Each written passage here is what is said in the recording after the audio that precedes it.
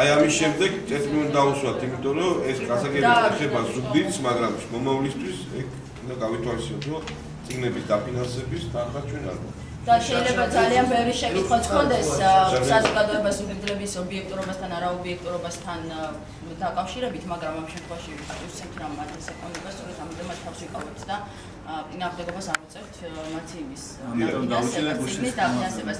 ერთადერთი განსაზღვრელი არის ზუსტად ეს, თუმცა ჩვენ შეიძლება ძალიან ბევრი შეკითხვა გქონდეს მათ ობიექტურობაზე და არაობიექტურობაზე.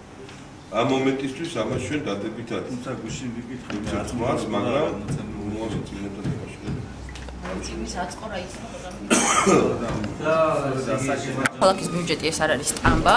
შესაბამისად ჩვენ შემოიტანონ განაცხადი და შემდეგ ყველა წიგნები დაუფინანსოთ არ იმჩნია სწორად, თუმცა როგორც საკრებულოს ხდომაზე აღნიშნე ჩვენ ვითვალისწინებთ იმ საპატიო ზუგდიდლების ასაკს და არ გავუწიეთ ამ საკითხის წინააღმდეგობა, ჩვენ შეიძლება გქონდეს ძალიან ბევრი შეკითხვა იგივე მათ ობიექტურობასთან და არაობიექტურობასთან დაკავშირებით საინტერესო იქნება როგორ იქნებათ მათ მაგალითად აწყო ანუ ახლოსი წარსული ამ წიგნში აღწერილი.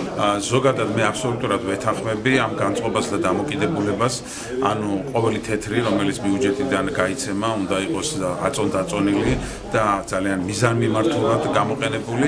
ამ შემთხვევაში საკრებულომ იმსჯელა ამ საკითხთან დაკავშირებით, ესე ვთქვათ, ეს შეიძლება ჩაითვალოს გამონაკლის შემთხვევად თვითონ წიგნის ისტორიული მნიშვნელობიდან გამომდინარე და სწორედ ამიტომ მიიღო საკრებულომ გამონაკლისის სახით დადგენილება თანამონაწილეობის თვალსაზრისით კიდევ ერთხელ ვიმეორებ წიგნის გამოცემა ბევრად მეტ ხარჯებთან არის დაკავშირებული სიმბოლური თანამონაწილეობის ფორმით ჩაერთო ამ შემთხვევაში ქალაქის ბიუჯეტი 4200 ლარით, რომელიც იქნა დღეს გამოყოფილი.